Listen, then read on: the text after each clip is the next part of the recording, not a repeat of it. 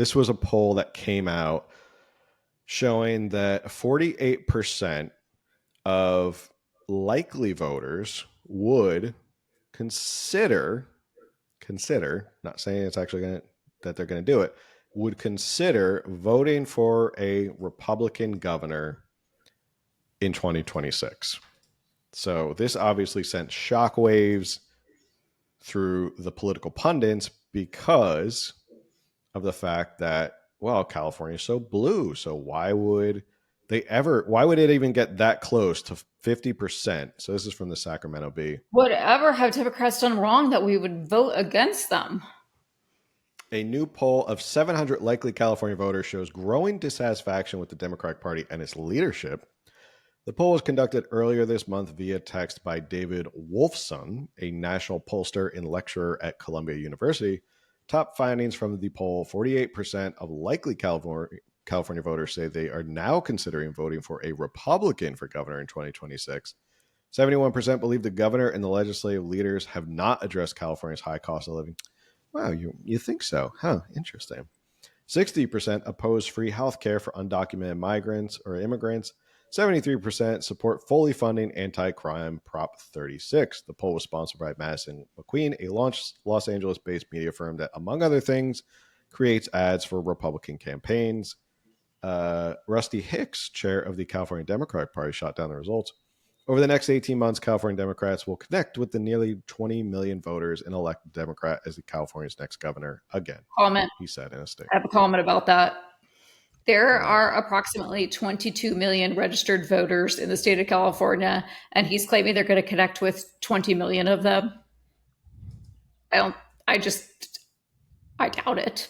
I seriously doubt it. The new Democratic candidate, whoever it is.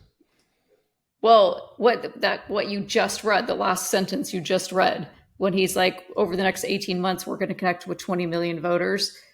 There's 22 million voters registered in California. So yeah, he's claiming they're pretty much going to connect with every voter in California. Yeah, that's never happened.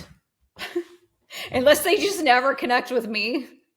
Somehow we miss that connection. I'm waving a pen around like it has some authority. Do I look smarter with this pen? Does my statement stand out? Putting the pen down. I want to calm down. It's like a Bob. You look like Bob Dole now. I just think it's a little ridiculous. I don't think they're going to connect with 20 million voters over the next 18 months. Yeah, that'd be a lot of voters. That'd be all the voters. And I don't think you're going to connect with all the voters.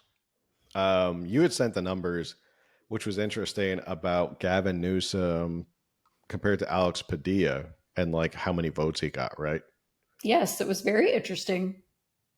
Would you like to share those results? Let me just find what I sent you. I'm sure I have the tab open here, but I'll just go pull up what I sent you. And well, while you're looking that up, there was an article in Newsweek. I don't know if we'll have a chance to get to it. I saw this on Reddit because we do the hard research that you guys don't have to do, and you can come here and listen to us talk about. We filter through the muck of places like subreddit to find this. This was in Newsweek. It was Republicans' next target, California, and it was talking about how the shift toward the GOP was 12 points in 2024 compared to 2020. That's a lot of points. That's a huge shift in California. And I think this was from Brian Jones. He told Newsweek, "Our mission is clear: break the Democratic supermajority and fix California. As Senate minority leader, that means flipping 4 Senate seats next election. Californians are fed up with one-party rule." That to me does not sound like that many seats. I don't know if they're in competitive districts, but 4 seats to flip the Senate. Well, he's saying not flip it, to break the supermajority, not flip it. I apologize. You're right. But to break the supermajority, you can logjam a lot of legislation if you don't have a supermajority in the Senate. Yeah. And that's one of our biggest problems, is that it's like a super majority. To go back to the numbers, in 2022, more people voted for Alex Padilla U.S. Senate in both the partial, because there was a partial and a full term position, than they did for Newsom.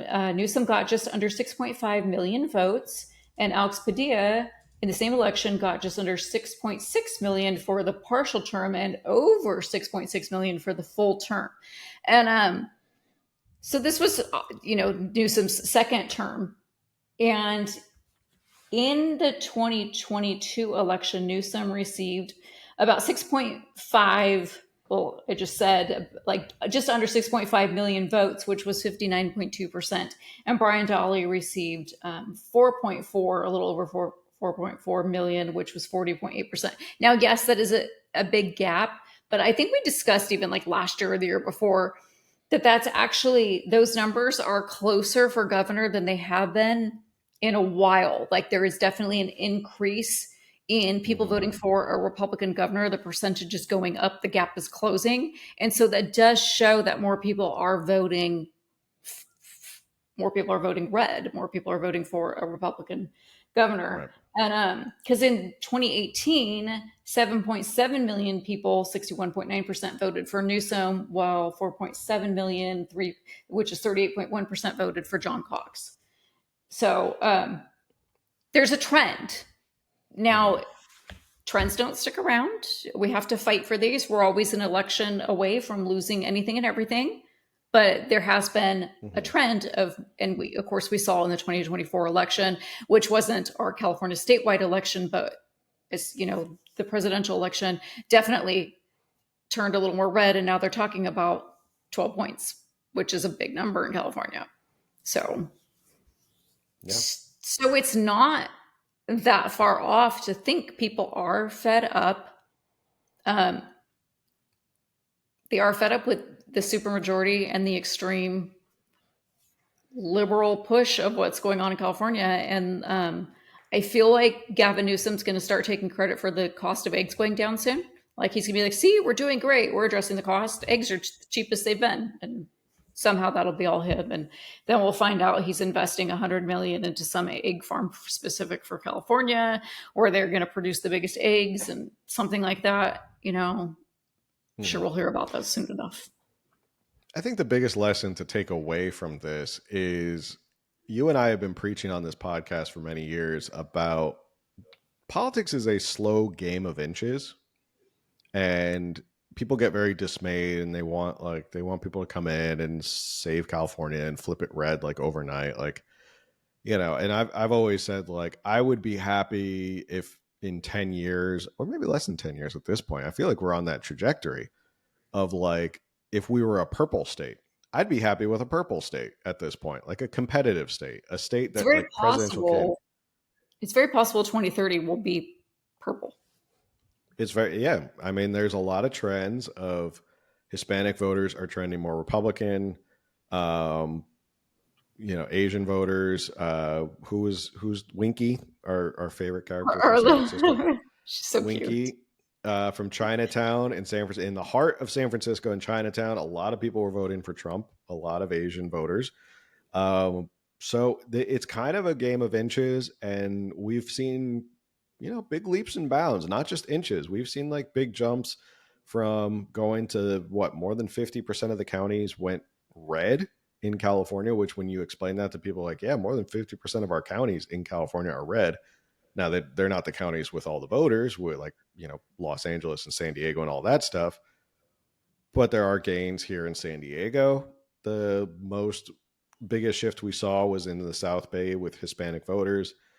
All of this is good news to break the supermajority and just throw off the shackles of this horribly, monotonous one party state where they get to decide everything, do everything, and get whatever they want. Like Karen Bass just walking up to Sacramento going, well, we have a supermajority and Gavin Newsom's governor, so I'm going to get $2 billion.